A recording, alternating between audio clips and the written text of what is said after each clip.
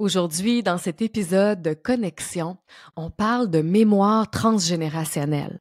On parle de tout l'héritage de nos ancêtres qui vient beaucoup affecter notre expérience dans l'instant présent, notre façon de vivre nos relations, les défis auxquels on peut être confronté dans notre vie et notre destin aussi. Et comment récupérer notre pouvoir, notre liberté à travers cette connexion avec nos ancêtres et à travers aussi la libération de nos mémoires transgénérationnelles. C'est une conversation vraiment passionnante. J'espère qu'elle te plaira tout autant que moi. Et mon invitée, c'est Charlotte Latanor, qui est thérapeute en constellation familiale. Je te souhaite une belle écoute.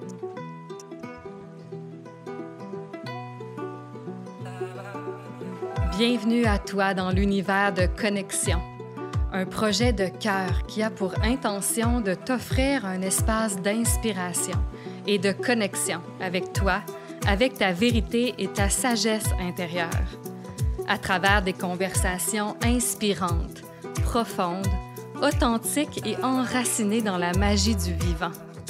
Nous parlerons de relations intimes, de sexualité, d'intelligence relationnelle, de coévolution et de sagesse ancestrale, pour s'élever ensemble et oser être pleinement vivant en connexion. Je suis Geneviève Simard, thérapeute, âme nomade et exploratrice des chemins les moins fréquentés. J'accompagne les femmes, les hommes et les couples sur leur chemin de conscience et d'épanouissement. Bienvenue dans mon univers où ensemble, on se connecte pour s'inspirer, s'enrichir et éveiller nos plus grands potentiels.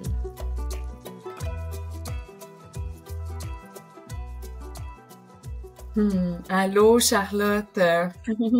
Salut. Bienvenue à Connexion pour avoir cette discussion sur les mémoires transgénérationnelles avec moi. Avec plaisir. Tellement contente de t'accueillir avec toute la richesse de ce que tu as partagé. Je vais juste commencer par te présenter, Charlotte. T'es thérapeute, tu aides les gens à se libérer de leur passé, j'ai envie de dire ça comme ça, mais en tout cas à transformer leur vie, on va dire ça comme ça, à travers les constellations familiales, systémiques. Tu formes également des thérapeutes en constellation familiale. Donc, puis tu es ma professeure parce que je suis en train de faire une formation avec toi qui est vraiment extraordinaire. Merci beaucoup. Ouais. Je suis très heureuse de t'avoir avec nous. J'ai comme envie de commencer notre conversation avec une question personnelle que je pose à tous mes invités en lien avec la connexion, hein, parce que mon podcast s'appelle Connexion. Fait que j'aurais envie de te poser la question, c'est quoi pour toi te sentir en connexion dans ta vie, dans ton quotidien? Ça ressemble à quoi? Alors, me sentir en connexion, c'est à la fois me sentir connectée à ce qui est plus grand que moi, c'est-à-dire sentir que je suis reliée un peu à ce qui me dépasse et ce qui fait sens malgré tout, et en même temps que je suis connectée à ce qui fait sens pour moi au niveau vraiment de mon être humain. Des petites choses simples, des choses qui me font du bien, qui me font plaisir et que ça ait encore du sens. Donc la connexion, c'est à la fois ce qui est du plus grand au plus petit, le microcosme et le macrocosme, et quand je suis reliée à tout ça, en général, ça va très bien. Oui, ça va bien, ça flot. Exactement, mais quand il en manque un des deux, en général, ça, c'est moins joyeux, quoi. Ouais, merci. Ouais, cette connexion-là, autant à l'intérieur qu'avec tout ce qui te relie à la vie. Ouais, c'est ça, à la fois ce qui a, comme, on va dire, un petit peu comme une volonté de participer à quelque chose qui me dépasse et qui est plus grand que moi, mais qui a du sens, comme une contribution. Ça, c'est hyper important pour moi de sentir que je contribue à quelque chose. J'ai toujours besoin de sens, en fait, je pense que tu t'en rendras compte. J'ai toujours besoin de comprendre que les choses aient du sens, parce que quand ça n'a pas de sens, je peux pas les garder dans ma compréhension, je les oublie, ou je peux pas les mettre je peux pas les faire vivre. Et au-delà de cette contribution, comme je le disais, c'est des choses aussi petites et simples, c'est-à-dire sentir que je contribue à mon propre bonheur. Juste à prendre soin de moi, dans mon quotidien, à ma famille et aux gens que j'aime. C'est déjà un vaste programme. Et oui, c'est déjà tellement vaste, puis au fond, c'est comme ça qu'on peut tellement le plus contribuer aussi dans cette connexion. Ouais, certainement. C'est vrai. À ce qui nous fait vibrer, à ce qui nous passionne. Ouais, puis là, une de tes passions, c'est clairement, tu sais, les mémoires, tu sais, travailler les mémoires transgénérationnelles. Ouais. Nous, tu sais, vraiment faire tout le travail avec nos ancêtres, nos lignées. Mais oui, j'adore ça, parce que j'ai pu, avec le temps, justement commencer à comprendre des choses où jusqu'à présent, les choses me paraissaient subies dans la vie des humains et dans ma vie en particulier, parce que comme tout le monde, je suis partie de ma quête personnelle pour aller bien, pour comprendre mon histoire. Et quand j'ai commencé à voir qu'il y avait des choses qui expliquaient, qui donnaient du sens et qui permettaient aussi d'apaiser, de libérer, du coup, évidemment, tout mon intérêt s'est mis sur « il faut que je comprenne précisément de quoi il s'agit ». Et puis après, que je puisse partager ça au plus grand nombre, évidemment. Ouais. Ouais, puis au fond, tu sais, comme justement, c'est tellement facile de tu sais, dans ce chemin d'épanouissement, de transformation, d'être centré sur soi, puis d'oublier à quel point on est relié à nos ancêtres et à quel point on porte des mémoires transgénérationnelles. J'aimerais ça t'entendre là-dessus, sur, tu sais, toi, qu'est-ce qui t'a pointé vers ça et c'est quoi ta perspective de à quel point ça peut nous affecter dans notre vie dans notre vie présente, dans nos expériences? En fait, la compréhension qu'il y avait une connexion avec tout le système familial, donc les ancêtres, c'est quelque chose qui a pris vraiment du temps. Au début, ça a été des choses qui, dans mon adolescence en particulier, c'était comme en fait des attractions hyper fortes, des sujets d'intérêt, des choses complètement irrationnelles où je me dis tiens, ce sujet-là m'intéresse alors que ça ne fait partie ni de mon milieu social, ni de mon éducation, ni rien du tout. Ensuite, il y a eu le fait de vivre des constellations en tant que cliente, de travailler là-dessus et de me rendre compte que je pouvais sentir dans mon corps le soutien de mes ancêtres et que c'était pas quelque chose d'abstrait, parce que l'abstraction, ça m'intéresse au niveau de la tête, mais dans ma vie, moi, je veux du concret, je veux du très très concret même, c'est-à-dire je veux sentir que j'ai de l'énergie vitale pour agir et je veux que les gens connectent à ça. Et en fait, quand je l'ai reçu une fois, je pouvais plus nier cette vérité-là. Et puis ensuite, il y a eu évidemment tout le travail de formation et de compréhension des principes systémiques, de toute la systémie en tant que telle, qui m'ont fait me rendre compte qu'en fait, que je le veuille ou non, j'étais reliée toujours à mes ancêtres, en fait, parce que je suis en vie et que la vie est passée par eux à un moment donné, déjà, il y a une connexion. Donc ça fait plein de points d'accroche. Et ensuite, ce qui est génial, c'est que j'ai pu faire chemin inverse. C'est-à-dire que quand j'ai compris tout ça, j'ai pu mettre du sens sur ces attractions bizarres de mon adolescence et voir qu'en fait, mes ancêtres, ils venaient de tel pays, qu'ils avaient fait tel métier, qu'ils avaient aimé danser telle danse, etc., etc. Et là, c'est la magie qui commence vraiment à opérer et à dire, ok, c'était un jeu de piste et c'était très très chouette en fait. Donc voilà ce que je pourrais dire sur le comment j'ai pu ressentir ça. Oui, c'est ça. Puis est-ce que tu aimerais, tu sais, pour les gens qui nous écoutent, qui sont pas nécessairement familiers avec cette notion de système, tu sais, qu'on fait partie, au fond, des systèmes familiaux, de nos lignées. J'aimerais ça t'entendre là-dessus, sur c'est quoi un système? Ouais, c'est quelque chose qui est tellement spécifique, justement, aux constellations familiales et systémiques, que ça m'a passionnée de découvrir cette particularité. En fait, c'est une perspective, un point de vue dans lequel on va observer, accueillir l'être humain, l'individu, comme faisant partie de plusieurs systèmes. C'est-à-dire qu'un système, c'est un ensemble, on va dire, cohérent, qui est composé de nombreux éléments qui sont régis par des lois particulières. Et ces lois, elles nous intéressent beaucoup parce qu'elles régissent tous les systèmes. Et en fait, l'humain, et tout ce qui vit, en fait, est comme des poupées russes. On appartient à un système familial qui va avoir beaucoup d'influence, d'impact sur nous, un système qui va être le système notre pays, notre culture, notre langue, l'entreprise dans laquelle on travaille, par exemple. Enfin, voilà, tout est système, en fait. Même notre corps est un système composé d'organes. Chaque organe est un système composé de cellules, etc., etc. Donc c'est infini et c'est toujours cette connexion du microcosme et du macrocosme, en fait.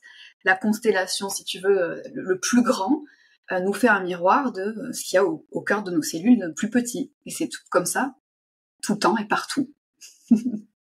Hmm. Wow, j'ai juste envie qu'on respire dans ça parce que c'est tellement puissant ce que tu viens de dire. En termes de connexion, à quel point, tu sais, cette constellation cette constellation qui nous relie au vivant, à tous nos systèmes d'appartenance aussi. Oui. Et, ouais, à quel point ça part de la cellule jusqu'à l'univers entier. C'est ça. Ouais. Et ça vient nous faire goûter à cette chose hyper spirituelle ou philosophique qu'on entend depuis toujours, c'est tout est relié. Nous sommes tous reliés. Alors pour le coup, c'est très abstrait, mais quand on l'expérimente dans sa chair, dans ses cellules, quand on vit une constellation ou ce genre de choses, et qu'on ressent vraiment qu'il en manquerait un de toute cette chaîne depuis l'origine, et bien en fait, je ne serais pas là aujourd'hui, je ne serais pas qui je suis, le monde ne serait pas tel qu'il est. Donc c'est vraiment se reconnecter à cette vérité où c'est en gros, tu n'es pas plus importante que le soleil, tu n'es pas plus importante qu'un papillon, qu'une fourmi, mais tu n'es pas moins importante que le soleil. Tu vois, il n'y a pas d'échelle de valeur. C'est-à-dire que c'est tout le monde a sa place. Tout le monde doit être reconnu comme faisant partie intégrante du système. Tout le monde. Et à partir du moment où il en manque un, ben là, les problèmes commencent. Ben, je suis curieuse justement de t'entendre sur OK, qu'est-ce qui fait, qu'est-ce qui fait que justement qu'il peut y avoir des déséquilibres, une désharmonie qui se crée dans les systèmes d'appartenance, avec lequel on est relié, puis comment ça peut avoir un impact sur notre vie? Ouais, ben c'est là que ça commence à être assez vaste. C'est-à-dire que en fait, justement, quand on regarde l'individu sous le prisme de système, on regarde aussi par rapport aux lois et aux principes qui régissent les systèmes. Et quand ces lois ou ces principes ne sont pas respectés, en fait, ça va créer des conséquences, ça va être des déséquilibres. Et quand il y a un déséquilibre, le système dans son ensemble va chercher à rééquilibrer le système. Et malheureusement pour nous, ça passe par nos destins, nos vies, notre santé, nos problèmes, etc., etc. Donc tout ce qu'on va vivre, enfin je dis pas tout, non, toutes les difficultés qu'on va vivre qui ont une origine systémique, et ben en fait nous relient à l'ensemble du système parce que c'est une conséquence d'autres déséquilibres dont on n'a même pas conscience.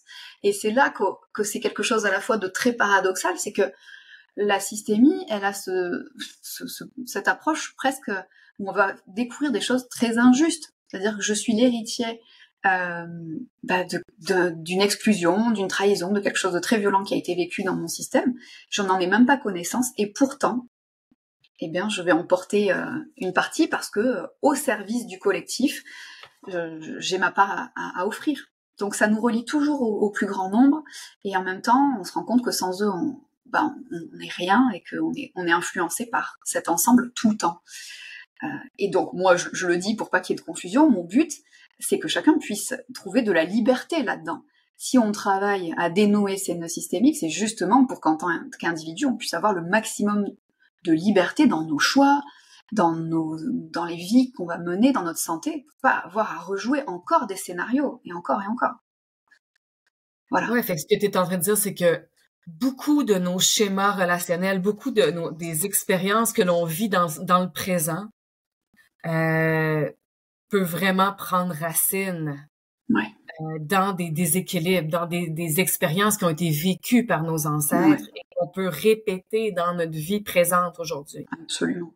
Deux choses, c'est-à-dire que soit on va avoir la sensation de comprendre pourquoi on vit telle difficulté relationnelle en se disant bah oui, c'est vraiment dû à mon enfance, à mon éducation, voilà. Et on se dit tiens, ok, j'ai un point de départ.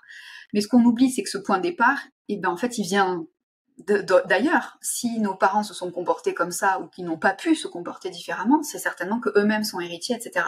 Donc en fait, c'est ouvrir la perspective à plus vaste et c'est aussi chercher à sortir de cette vision assez, dualiste, où il y a d'un côté des gentils, d'un côté des méchants, mes parents sont responsables de tout, ou alors ils sont responsables de rien. Non, on va essayer de chercher toujours à prendre de la distance et à intégrer, on va dire, toutes les vérités simultanément. C'est ça que j'adore aussi. Les paradoxes sont hyper présents.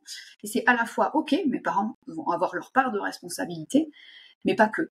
Il y a quelque chose d'autre qui s'est joué à travers eux. Et donc, allons voir derrière, allons autant que possible rééquilibrer ce déséquilibre pour enlever la charge sur mes parents, à enlever la charge sur mon destin, enlever la charge, etc., à s'alléger. Et voilà, et rester plus libre, gagner en liberté. Mais c'est énorme qu'est-ce que tu es en train de dire, parce que au fond, c'est tellement facile, je trouve, de mettre la faute sur nos parents, dans ce processus, de guérison, de transformation, d'en vouloir à ses parents, et là, de prendre cette perspective plus vaste pour vraiment se relier aussi au vécu de nos parents à travers ce que eux ont vécu avec leurs propres parents et tout ça. Je trouve que ça amène beaucoup de compassion, si ça ouvre. Absolument. Ah oui, toujours. C'est-à-dire que on est tous comme ça, c'est-à-dire dans cette période un peu infantile, de fin d'adolescence, début de vie adulte, nos parents sont responsables de tout. C'est comme ça. On leur en veut pour tout, qu'ils aient fait de leur mieux ou qu'ils aient pas été là, c'est pareil. Et en fait, on se prive de quelque chose qui est essentiel au regard de la systémie. C'est presque, j'allais dire, l'objectif, le boss final, si tu veux, du jeu, c'est-à-dire de pouvoir être en relation avec nos parents, ou en tout cas de être en connexion avec nos parents, en acceptant totalement qui ils ont été. Et en connectant ce truc, il dit, qui que tu aies été avec moi, tu es le seul et le meilleur parent possible pour moi. Et ça demande presque une vie de pouvoir connecter à ça. Parce qu'on a beau bosser et les voir avec de la compassion, il y a souvent un moment où on se dit, oui, mais quand même, tu m'as fait ça. Et donc, ça, c'est l'objectif, moi, que je dis souvent ça pour rigoler, l'objectif un peu final, c'est de pouvoir sentir qu'on est en paix profondément avec nos parents, avec notre destin en général. En fait, c'est plutôt ça. Être en paix avec notre destin. Et ça, c'est un chemin.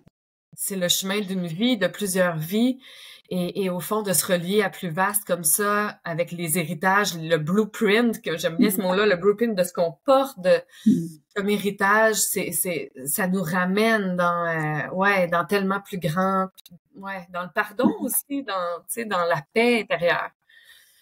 Parfois, ça peut amener à des formes de pardon. Et en même temps, ça, c'est quelque chose qui me plaît beaucoup dans les constellations, c'est que on cherche pas, en fait, à valider les actes. C'est-à-dire qu'il y a parfois cette confusion où on dit le pardon, ça va être comme valider quelque chose. En fait, on ne valide, on ne tolère jamais un acte intolérable. Jamais. Par contre, on va chercher un moyen pour que le responsable, le bourreau, ce qu'on veut, soit... puisse reprendre la charge de la responsabilité de son acte, et que nous, on puisse arrêter de porter une autre partie de cette charge. Mais ça n'est pas pour punir la personne, c'est aussi pour que, dans le long terme, avec une vision toujours à distance, qu'elle puisse, en ayant repris la responsabilité de son acte, qu'elle puisse grandir, et elle-même, à son tour, plus tard, se libérer et trouver la paix. Parce que si on commence à mettre les gens, symboliquement, dans des prisons de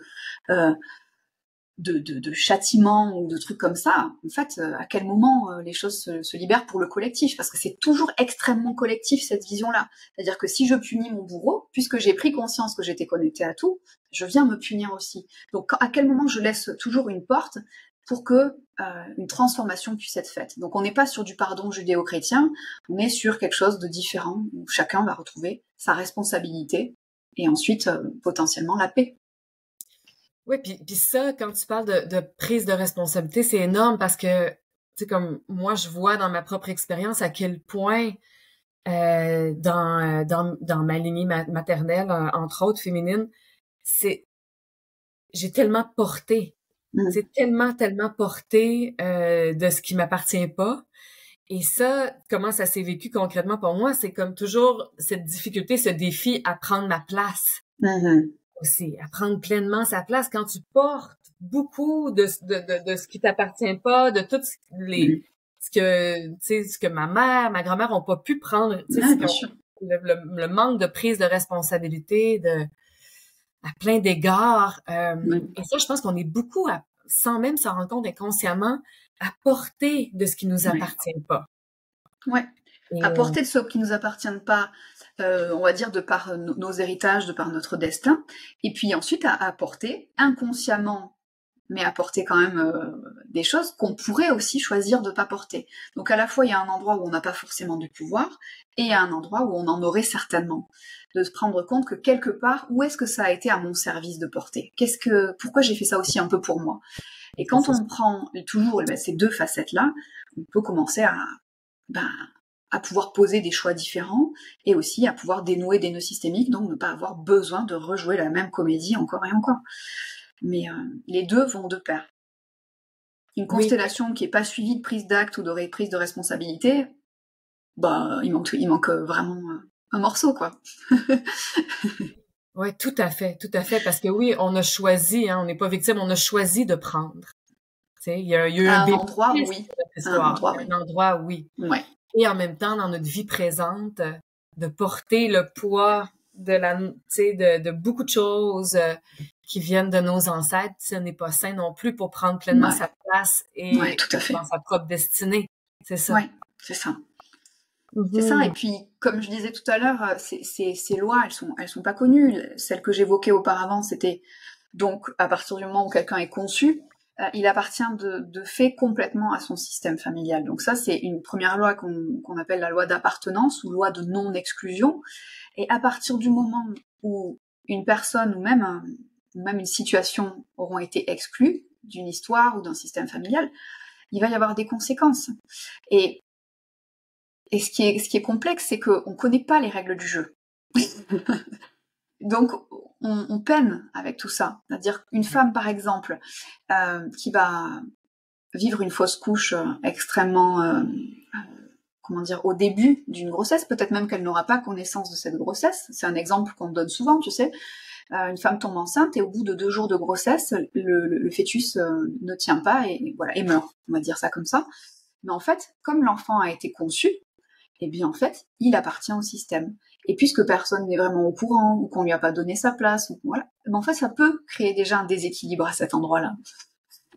Donc, ça demande à la fois d'accepter qu'on n'a pas toutes les cartes en main, et à la fois de s'ouvrir à la confiance que si les choses se sont passées comme ça, c'est qu'il y avait besoin de vivre cette expérience-là aussi. Mais, encore une fois, sans tomber dans quelque chose de moralisateur, parce qu'il y a jamais vraiment de destin qu'on puisse juger de bon ou de mauvais. On va jamais chercher ce genre de fonctionnement-là.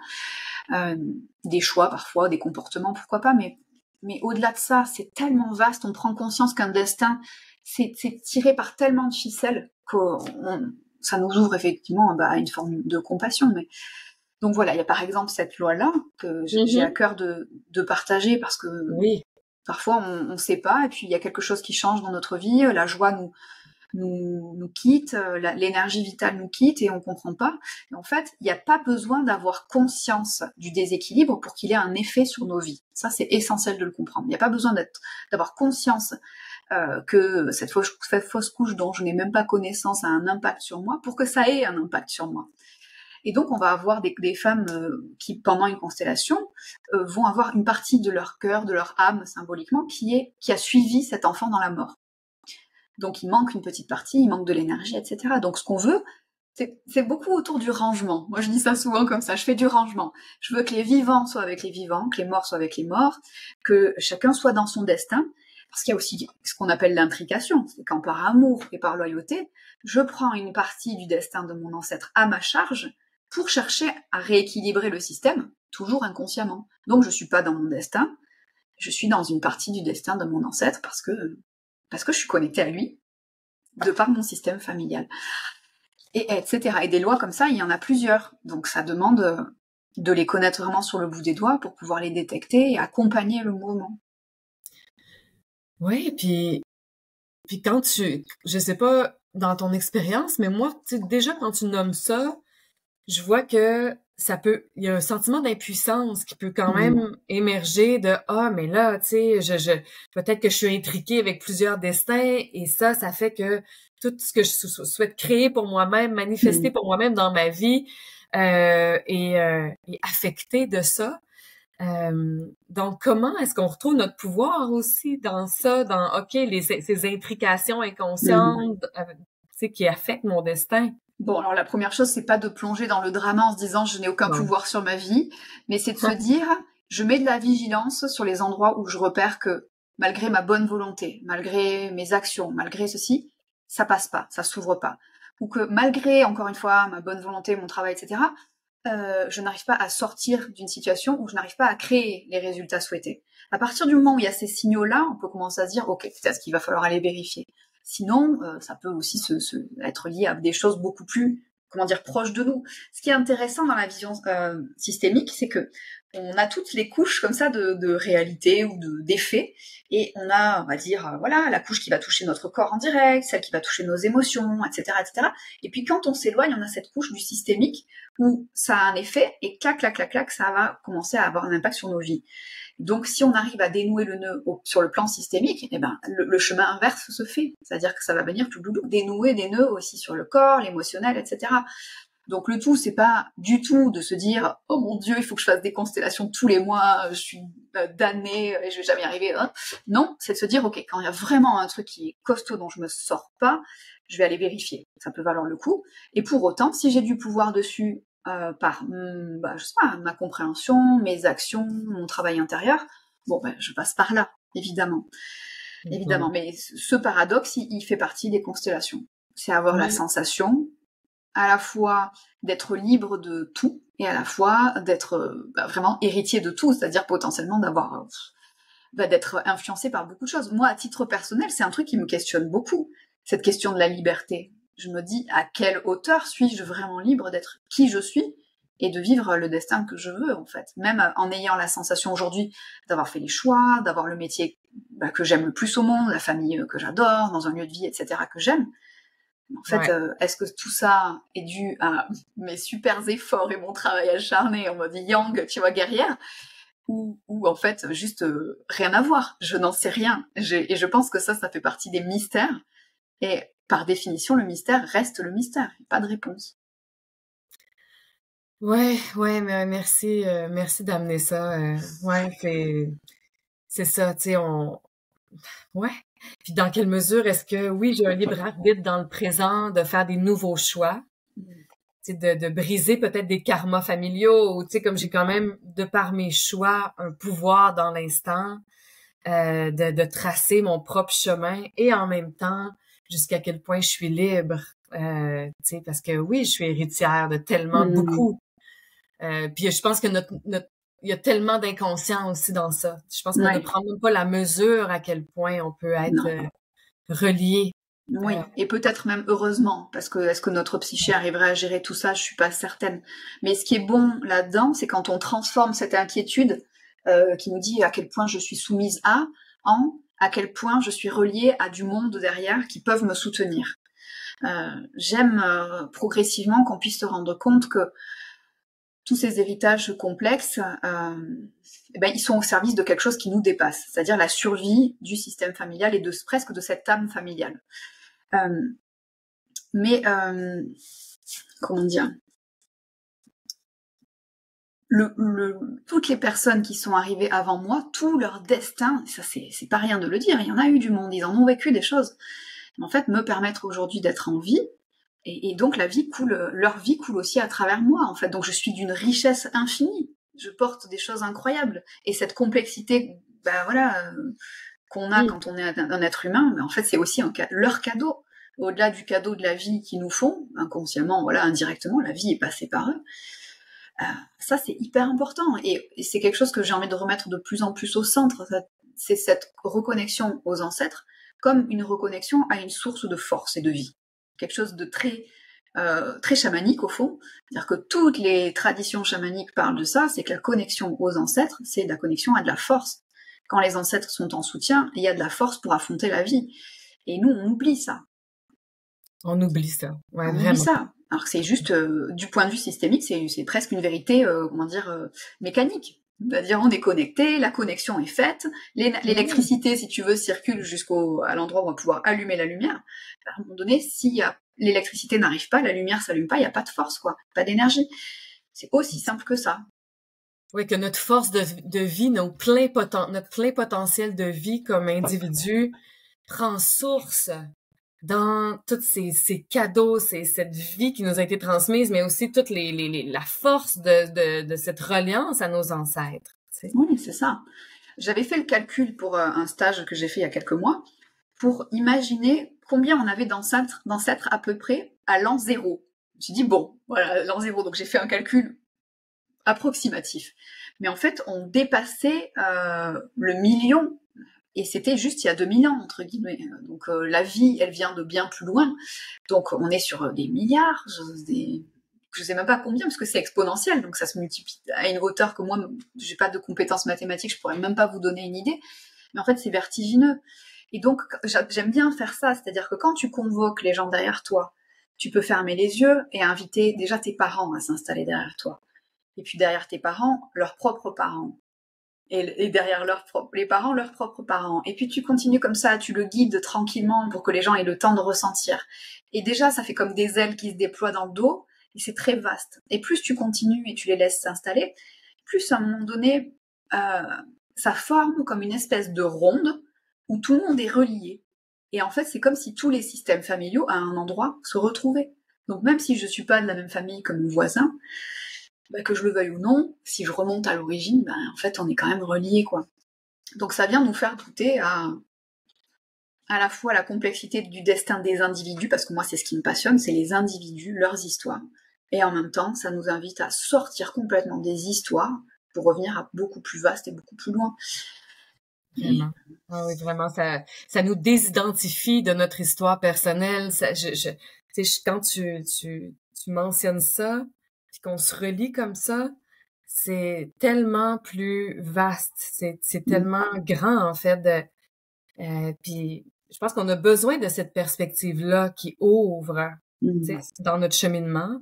Puis j'avais juste envie de partager que cet été j'ai vécu une grande cérémonie qu'on appelle la danse de la terre pendant plusieurs jours, une cérémonie autochtone. Et il y a un lieu, il y a 3 feux dans cette cérémonie, dont un des feux, c'est le feu des ancêtres.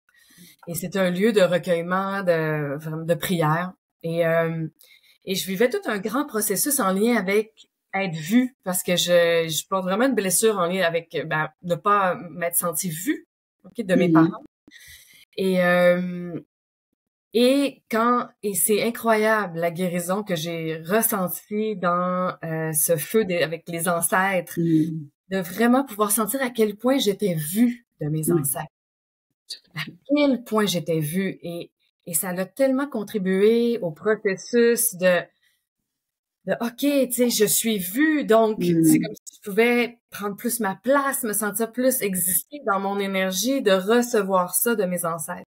On a besoin terriblement d'être vu et reconnu, que quelqu'un nous dise « je te vois et tu fais partie de droit de ce clan et sans toi rien ne serait pareil et vis ton destin, sois libre, voilà ». Et puis cette notion de bénédiction, tu as ma bénédiction pour vivre ton destin à toi, ne vis plus le mien, etc. C'est tellement important.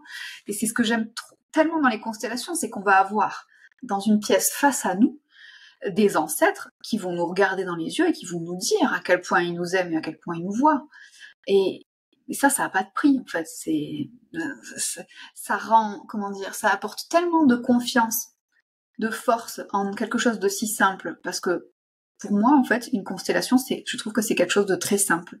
Et que les cadeaux, les bénéfices qui viennent derrière sont tellement immenses que je comprends pas que ce soit pas encore plus développé, en fait. Que presque j'aurais envie que tout le monde vive une fois dans sa vie une constellation familiale, une constellation ancestrale, juste pour se souvenir qu'il y a du monde autour, en fait, et qu'il y a aussi de l'amour, voilà, et que quand il y a des poids, on peut rendre aussi les poids, on n'est pas obligé de tout porter, etc., etc. Parce que la constellation ancestrale, c'est presque la plus simple. On convoque les ancêtres et la source de la vie derrière. Et on demande, on se relie à chaque ancêtre en lui disant, voilà, j'ai besoin de ta force pour marcher dans ma vie, j'ai besoin de soutien, etc. Et on va demander à l'ancêtre s'il veut bien nous laisser passer pour qu'on puisse accéder à la source. Et en fait, on chemine comme ça. Peut-être que parfois l'ancêtre peut, parfois il ne peut pas, parce qu'il a vécu des choses compliquées. Donc on prend soin du désordre systémique jusqu'à pouvoir arriver à la source. Et ensuite, on se retrouve entouré de ces ancêtres-là, qui sont à notre service, qui sont en gratitude et qui nous offrent juste plein de force et plein de soutien. C'est très simple et juste tellement puissant. Oui, parce qu'on peut tellement chercher à l'extérieur, tu sais que là, on prend l'exemple de ce besoin d'être vu, d'être reconnu. Et on peut passer notre vie à chercher dans nos relations. Et constamment être face à ce vide, ou tu sais, comme, parce que le chercher à l'extérieur dans les relations, c'est comme si, ben, ça vient jamais vraiment réparer en profondeur, tu sais, l'expérience vécue. En tout cas, c'est pas que ça peut pas être, il y a aussi une forme de réparation dans le recevoir dans nos relations, mais il y a quelque chose de tellement profond dans le recevoir de nos ancêtres. Oui, c'est ça. C'est comme s'il y avait une plaie béante et qu'on cherchait à mettre des petits pansements dessus en étant vu, par exemple, dans notre activité professionnelle. Je pense aux artistes, aux comédiens qui vont avoir un besoin très fort d'être aimés, d'être vus, etc. et qui souvent parlent d'une blessure fondamentale de j'ai pas été vue ou voilà, pas comme j'aurais aimé. Ou dans les relations amoureuses dont tu parlais juste avant. Alors qu'en fait, le défi, c'est même pas tant d'être vu par nos ancêtres. Enfin, indirectement oui, mais c'est de sentir qu'on soit seul ou entouré, qu'on est aimé et soutenu et qu'on est vu. Voilà. Quelque chose qui dépasse en fait les preuves matérielles, le tangible, quelque chose qui s'imprime dans notre corps. Exact. Ouais. Oui, ça c'est ouais. Puis des fois on a presque besoin tabou d'en parler. Pardon? Je dis c'est presque tabou de parler de ça aujourd'hui. Je sais pas. Il y a une telle frénésie d'accomplissement personnel, de je sais pas quoi, on est tous dans des quêtes effrénées de ceci, cela, que de dire, ok, en fait, est-ce qu'on pourrait pas chercher à sentir que même quand on est seul, on n'est jamais vraiment seul, qu'on est toujours relié, qu'on est toujours soutenu, qu'on est toujours aimé. C'est pas un discours hyper sexy en 2024, quoi. C'est un peu perché, c'est un peu bisounours, c'est un peu cela. Alors qu'au fond, chaque humain cherche la même chose. Donc autant arrêter de faire semblant et aller voir direct. Ouais, puis ça peut paraître ésotérique, un peu comme perché, comme tu dis. C'est ça. En même temps, quand on le vit, c'est tellement concret. Et au fond, c'est ce qu'on recherche, tout, tu sais, comme tu dis, de pouvoir être relié à cet amour, puis à cette appartenance au vivant, relié à notre cette force de vie. C'est ça. Ouais, C'est ça, parce qu'au fond, ce qu'on cherche, c'est que les gens puissent vivre leur destin. Ça veut pas dire qu'on va leur enlever tous les défis, tous les challenges, etc. C'est juste qu'ils vont pouvoir vivre les défis en ayant conscience qu'ils sont pas seuls et qu'ils ont les ressources. En ayant conscience que même si c'est vraiment difficile, il y a quelque chose là-dedans qui les dépasse, mais qui est juste et qui a du sens. Peut-être qu'on va pas pouvoir le voir, ce grand sens, maintenant, parce qu'on a le nez collé dessus, mais qu'à un moment donné, quand on aura pris de la distance, on va voir que tout ça a une logique et même une harmonie beaucoup plus belle que ce qu'on pourrait imaginer. Et c'est aussi comme une reconnexion à une confiance, à une forme de foi, que tout ça a du sens, en fait. Moi, ce que je suis en train de connecter là, à force de pratiquer les constellations, c'est qu'il y a une force, comme une force de guérison qui est à l'œuvre, partout et tout le temps. Bon, alors j'espère que ça va pas être trop perché, mais je vais essayer de mettre des mots simples. C'est-à-dire que quand on a une blessure physique, on voit bien que notre corps cherche à réparer tout ça.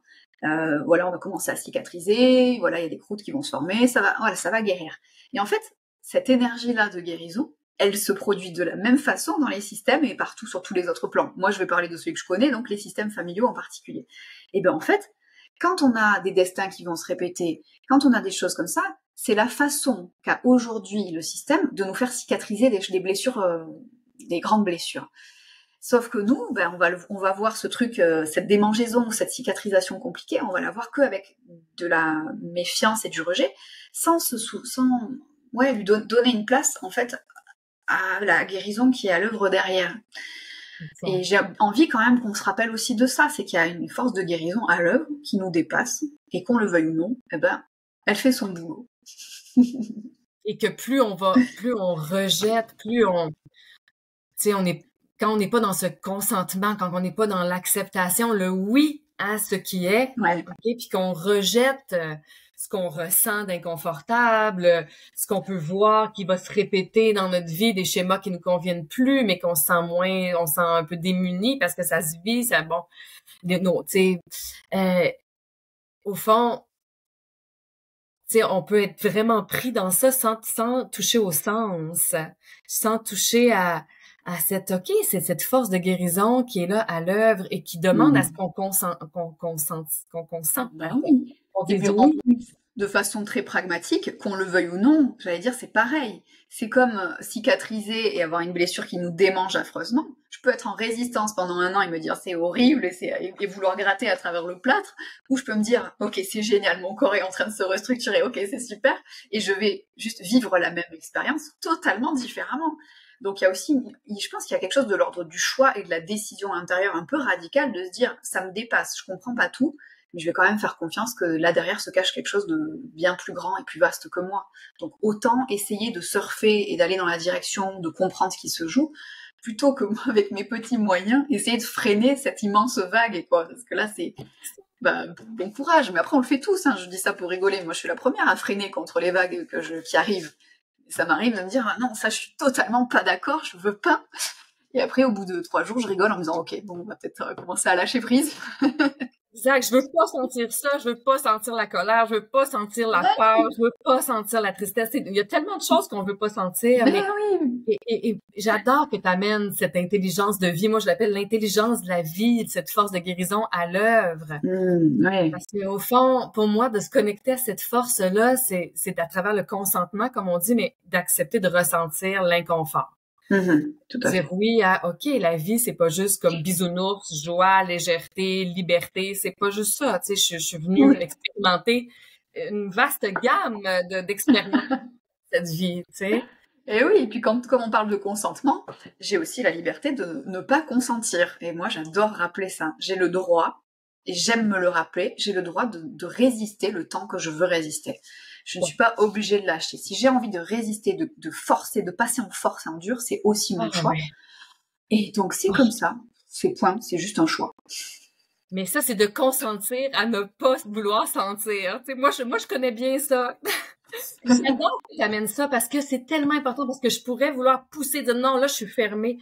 J'ai vraiment vécu, tu sais, souvent des fermetures de cœur, de voir à quel point je me protège, je suis cuirassée. Et là, de dire, ben non, il faudrait que ça soit autrement, il faudrait que ça soit plus ouvert. Mais non, de dire, OK, là... plonger dans la fermeture et le cuirassement et dire là, c'est non, je ne m'ouvre à rien, je veux mon cœur, mais non! Je n'ouvre pas mon cœur! C'est oui ou non, ça me plaît beaucoup.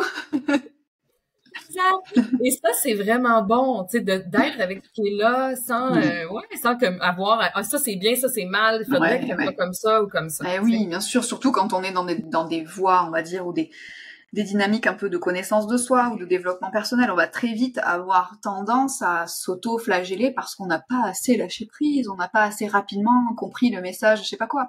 Alors qu'en fait, précisément, des fois, il faut qu'on en bave un peu physiquement ou que notre ego nous fasse vraiment sentir que nos choix sont pourris ou que tout ce qu'on a fait, c'est complètement nul, ou nous fasse croire à ça, pour que ça lâche. Donc, autant, plongeons dans la résistance quand c'est le bon moment, quoi.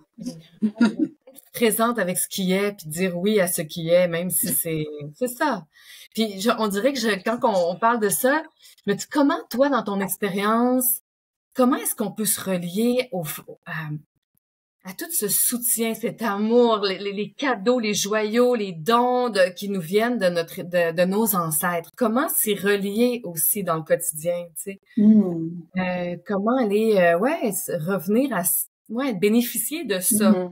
Oui, je comprends. Alors moi, je suis plus quelqu'un qui va utiliser beaucoup on va dire, de rituels dans mon quotidien. Non. En fait, le fait d'être en contact avec des constellations de façon quasiment quotidienne, c'est comme une évidence. C'est quelque chose qui est imprégné, il n'y a rien à faire. C'est comme une conviction, non, une compréhension profonde que de toute façon, il n'y a rien de plus à faire. Je suis accompagnée et super bien accompagnée.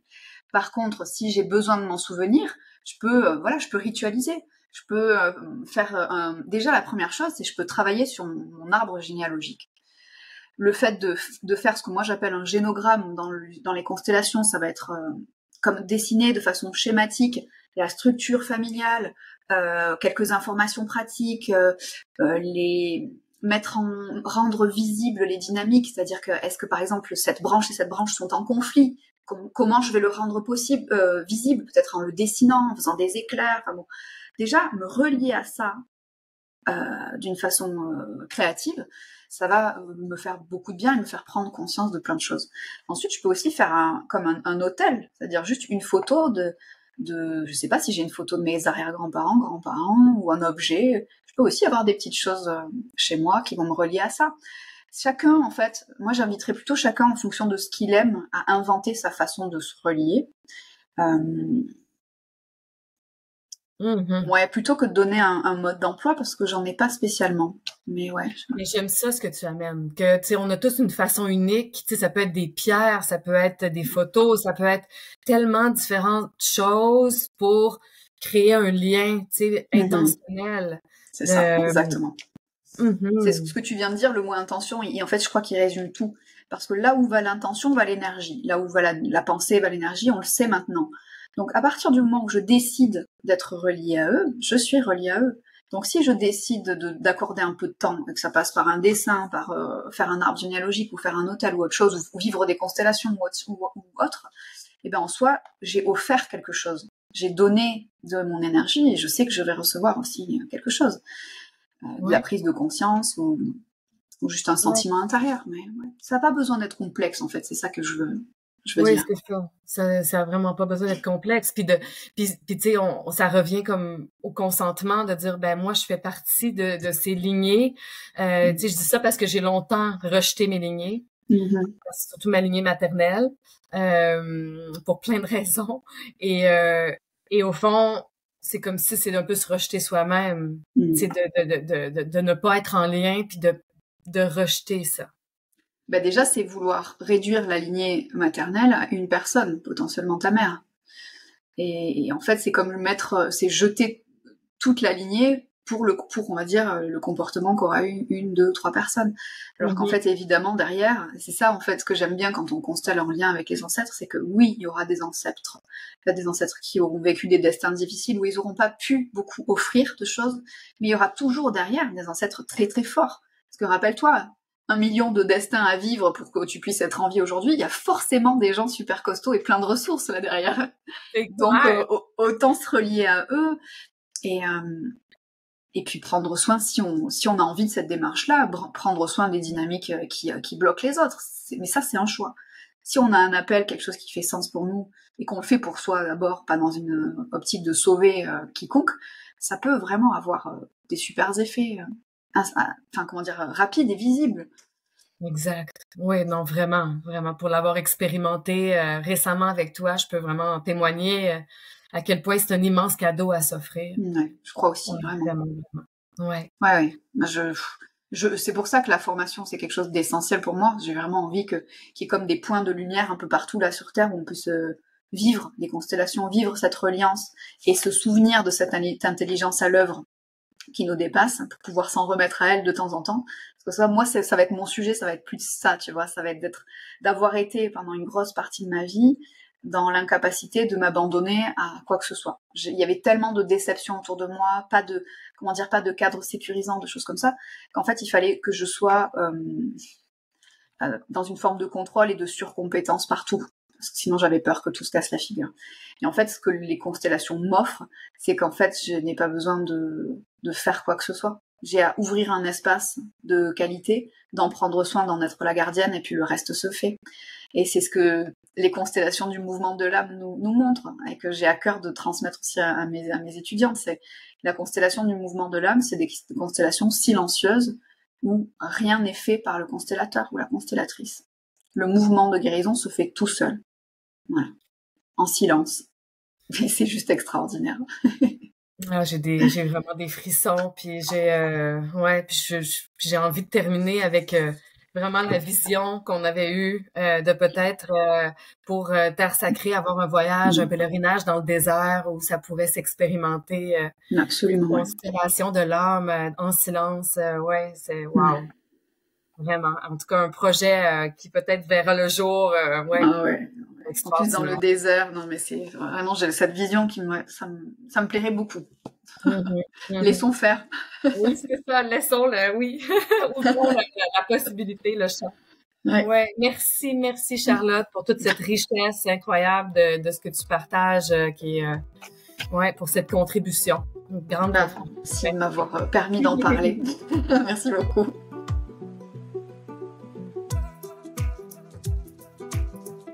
Merci de t'être connecté.